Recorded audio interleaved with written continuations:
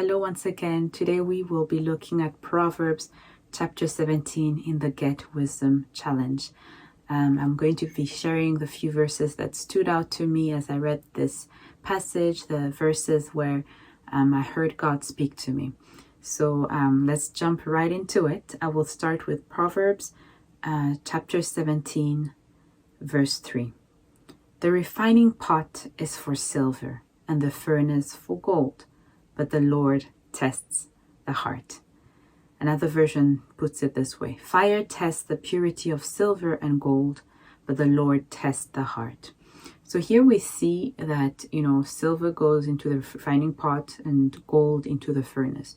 So the first question I ask myself is, why does silver and gold need to be tested? Why does it need to go under extreme heat, so to speak?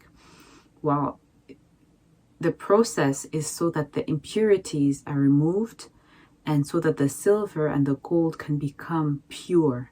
By pure, it means there's nothing extra, there's nothing added, there's no outside elements that are part of the gold. It's pure now. That's why it's tested. And then the second part of this verse says, but the Lord tests the hearts. So here it's saying that it's the Lord, that tests our hearts. It is the Lord that purifies, that refines us so that, we can be the people that He created us to be, free of sin, free of all these impurities that have accumulated. So this verse is saying that it is the Lord that tests the heart, and He does. Because you know what? I've learned that over the years with experience that He is the responsible Father, and He does not want us to stay in the state that we were in before we were saved. He wants us to continue to be conformed in the image of Jesus Christ, His Son. So He will make sure that we are purified. He will make sure that we are refined, that all the things that are in us that should not be there are removed. He does so in various ways. And as I'm reading this, I'm just praying, Lord, allow me, help me to allow You to refine me. Help me not to fight You in this process. Sometimes it's not an easy process. Gold goes through a lot of heat, silver as well. The process is not easy, but what comes out is worth so much. So for us too, maybe you're going through a season where it feels hard, where the Lord is removing all the impurities. Allow Him to do so, because what will come out will be extremely precious. And He wants us to look like Jesus. And I think that if we get there, it's the most precious thing that we could ever have in this lifetime. So this verse really spoke to me about the importance to be refined, a reminder that it's not always easy, and a reminder that the Lord does it. He's interested that we all are purified. Yes, when we came to accept Jesus Christ, the old is gone. Behold, all things are new. But, every day we have to allow Him to, sometimes remove the things that want to come back in so that we can be like Jesus Christ. Okay, so now we will look at verse 10. It says, rebuke is more effective for a wise man than 100 blows on a fool. It's quite a funny imagery, but what I understood from this verse is that a wise person receives rebuke. When you rebuke a wise person, he will take it. He will use whatever he's been told to change what needs to be changed.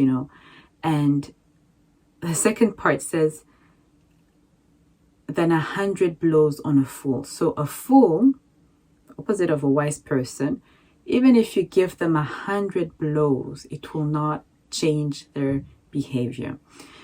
As I'm reading this, it makes me think, oh God, those areas in my life where the Lord has been trying to teach me and I just do not get it, or I don't want to get it, it means that I am acting like a fool. It sounds a bit harsh to say that, but one thing I've also learned through experience is that God will ensure that the lessons He wants us to teach, He wants to teach us, that we get them. So if we don't get it, He will, teach it to us another way until we get it. And I'm thinking, okay, in my life, what are those areas where I have been a fool because, I just don't get it yet? But the good thing about God is that He is patient and He is kind and He fathers us so well. So it's always good to be fathered by Him. So this verse is just a reminder that, as a wise person, I should just accept rebuke, take it, use it, change my life where I need to change it with regards to the rebuke that I've gotten, and not allow, people to tell me things 1,000 times before I change, because that shows that I'm not walking in wisdom, but that I'm walking in the ways of a fool. Okay, so now we will look at verse 17. Lovely verse. A friend loves at all times, and a brother is born for adversity. So it's talking about friendship.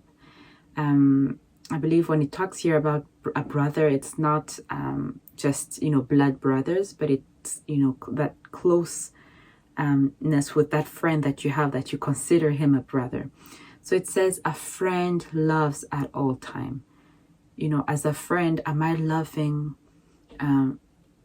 people at all times? When they're lovable, when they're unlovable, when it suits me, when it doesn't suit me, when I have time, when I don't have time, am I genuinely loving at all times? Because it says that a friend loves at all times. And then it says, and a brother is born for adversity. A brother is to be present when adversity comes, And another version puts it this way: a friend is always loyal, and a brother is born to help in time of need. And, some people may say, oh, it's a bit hard now. We're in COVID times. We don't really see our friends. It's contact is limited. So, even those that are going through hard time, it's hard for me to help them. But there's so many ways that we can help our friends. There's so many ways that we can help our brothers and our sisters in the Lord. We just have to be present. Sometimes, it's through prayer. Sometimes it's through practical help. Sometimes setting $10 might be what's needed. Sometimes just helping in concrete ways. But it's being present when the other person is going through adversity, and loving at all times. So I want to be that friend that is present in time of need. I want to be that friend that is loyal.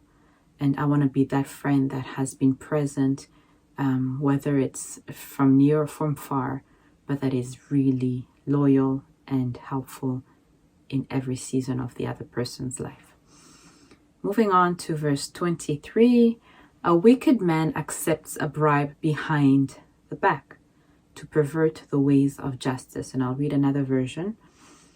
The wicked take secret bribes to pervert the course of justice. So this verse is pretty straightforward, that, a wicked person will accept a bribe behind the back, so in secret, to pervert the ways of justice.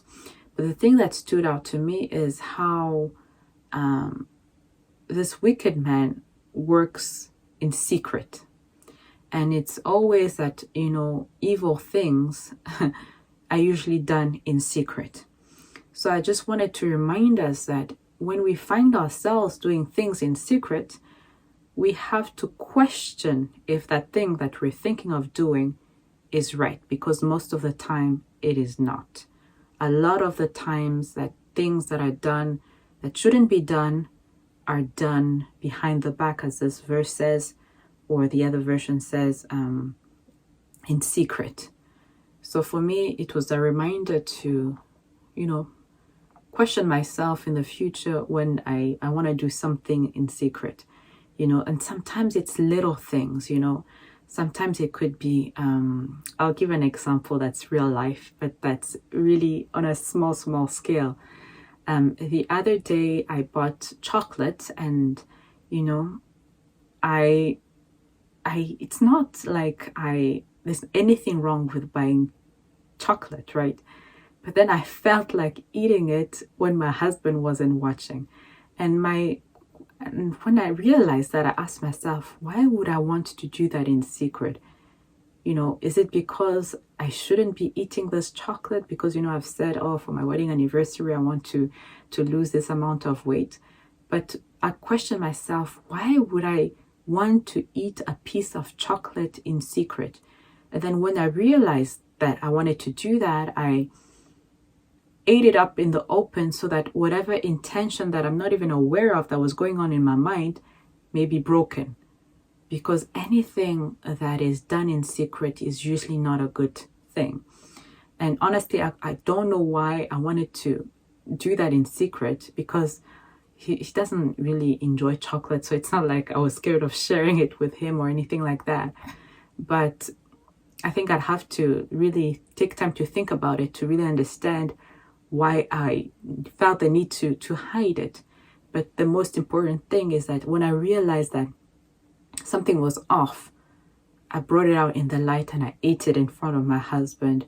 And I think that corrected the issue that could have become something else. So for sure, this is a very simple example of this verse where, when you want to do something in secret, it's usually not true. But, a lot of the things that we go through life, it starts on a small scale, and before you know it, it becomes a big scale. So for me, I was glad that, Holy Spirit was able to make me ask myself, but why would you want to do that in secret? So, yeah, that's about it.